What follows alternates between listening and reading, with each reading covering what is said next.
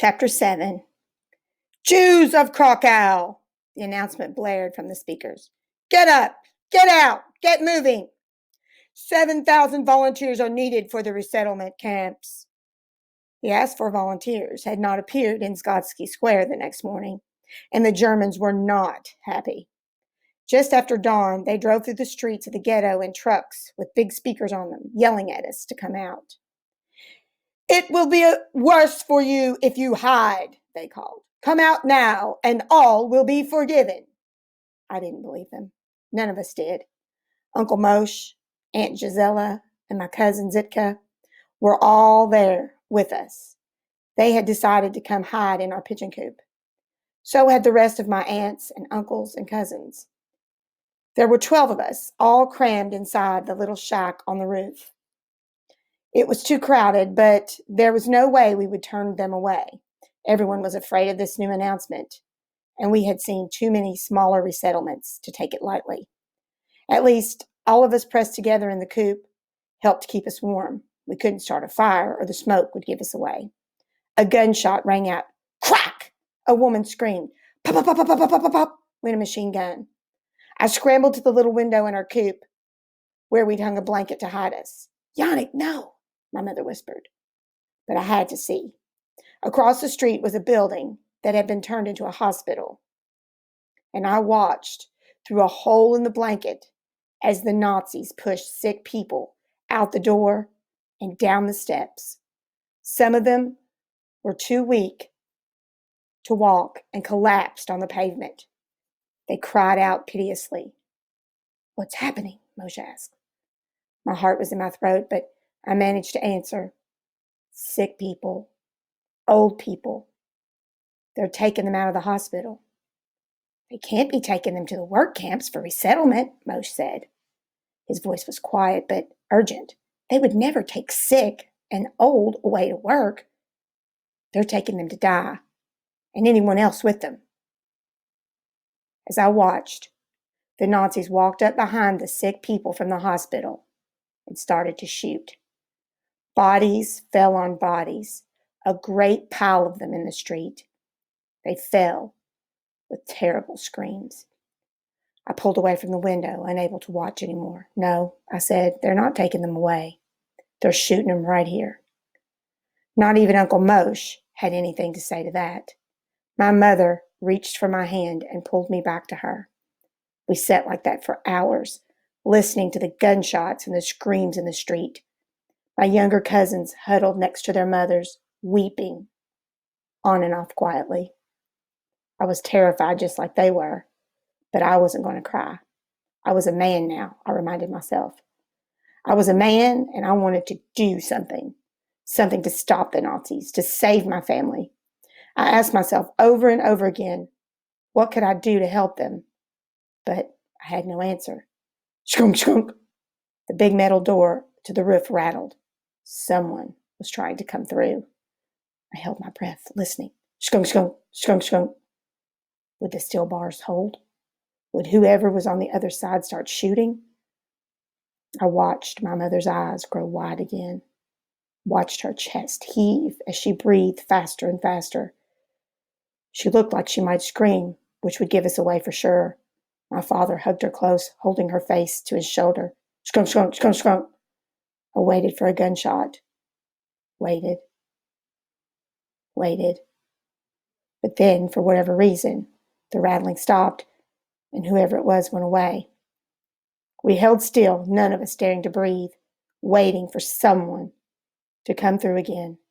But an hour passed, and then another, and another, and no one came back. That evening, the trucks drove through the streets again with a new message for us. Jews of Krakow! Unless everyone comes to Skotsky Square for selection, this ghetto will be liquidated. If you do not come out of your houses by 6 p.m., every one of you will be shot on sight when we find you. Liquidated? Do you hear that? Uncle Abraham said. Liquidated. Like it's a business decision. They would get rid of us like so many old pairs of shoes. We should go, Mo said. He stood. You heard them. They'll kill us if we don't. They will kill us if we do, I said. They said they will liquidate the ghetto only if we do not come out. By hiding, we steal our death warrant, Moshe said. No, I said. I could feel my pulse racing. We can't trust them. It's a trick. I know it is. It's a trick to get us to come out of our hiding place. You're still a boy, Yannick. Even if you had your bar mitzvah, listen to me, all of you. If we stay here and we are found, we'll be shot, Moshe argued. He opened the door to the coop. We have to go now. If we do what we say, they may let us live. My uncles and cousins started arguing about it. David agreed with Moshe. Abraham wanted to stay. My aunts argued too, and the younger children started to cry. I looked to my parents to see what they wanted, but my mother's face was still buried in my father's shoulder, and he was comforting her. Tears welled up in my eyes. I wasn't a boy, not anymore. Not after my bar mitzvah. Not after a year in the Krakow ghetto. I knew I had to be a grown-up now for my parents, for everyone.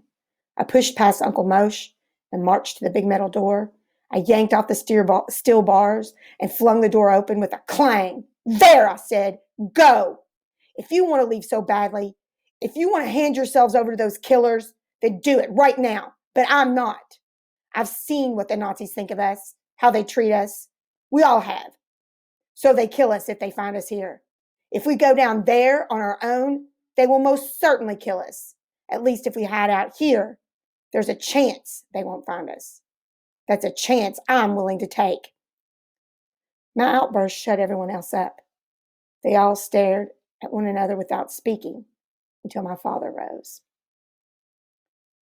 Yannick speaks with the wisdom of the prophet Isaiah, he said softly, and then quoted, Come, my people, and shut your doors behind you. Hide yourselves for a little while until the wrath is past. He cleared his throat and looked around. Mina and I are staying too. One by one, the others agreed, until even Uncle Moshe sat down and was quiet. I closed the door and slid the steel bars back into place, making sure they were tight. Night fell, and with it came more gunshots, more screams from the streets below. The deportation lasted for 2 days. But on the third day, when the sun rose, there were no more trucks in the streets, no more gunshots, no more Nazis. They did not liquidate the entire ghetto, as they had promised. Once their quota was filled, they went away again. 7,000 Jews had been collected and taken away to die, but we were not among them. I looked up liquidate when Uncle Moshe referred to the business definition is to wind up affairs of a company or firm by ascertaining liabilities and apportioning assets. They undergo a process. They convert their money or their assets, possessions, land, buildings into cash. But the second definition is the connotation we need here. Eliminate, typically by violent means, kill. This chart is a little bit interesting because it kind of lays out what Yannick understood, that the Nazis were liars. And on this chart, it says what the Nazis said and what they actually meant. When they asked for volunteers, it really wasn't voluntary. The Jews were being forced. That's what they meant. When they said resettlement, they meant imprisonment and death. When they said camps, no, they were prisons that they took these people to. When they said all will be forgiven, well, it was a flat out lie, not the truth.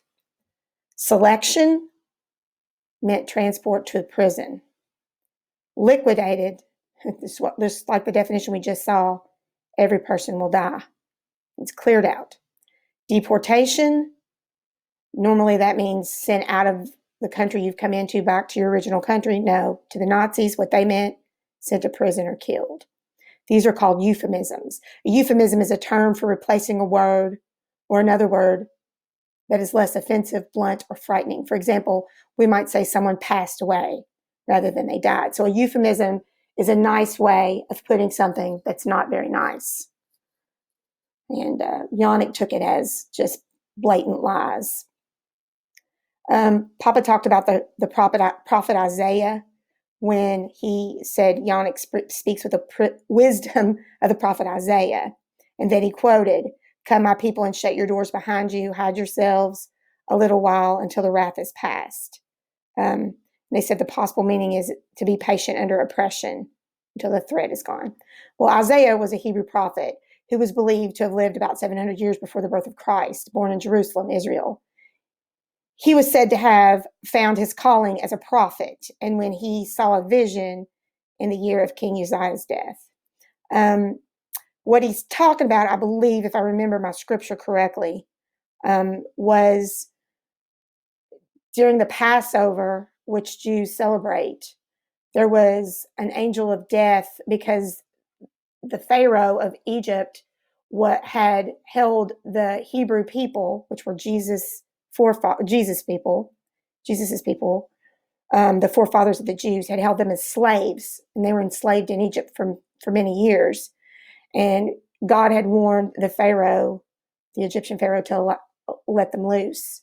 And he brought all these plagues against Egypt. And every time the Pharaoh said, okay, I will, he brought frogs and flies and drought and famine, which is no food in the land, until at the end, Pharaoh kept letting them go, and then he'd change his mind and go and nab them all back to be his slaves.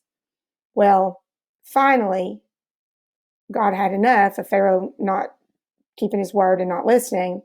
So he sent an angel of death, and the angel of death took the life of every child 2 years and under. But he gave him a protection. He gave him protection of putting the blood of the lamb on the doorpost, which would be the outer frame of the door. In the Jewish religion, at that time, they had to make sacrifices.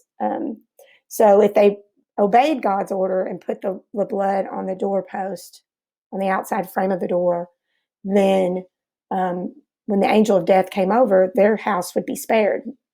It was the oldest son, I believe. I take that back. It was the oldest son that was killed. But anyway, and they even supplied this information to the Egyptians. And if they believed in God and did it, then their lives were spared. But of course, Pharaoh didn't. But God told the people to go in, shut their doors, and wait until the angel of death passed once they obeyed. So that's what he was talking about. All right.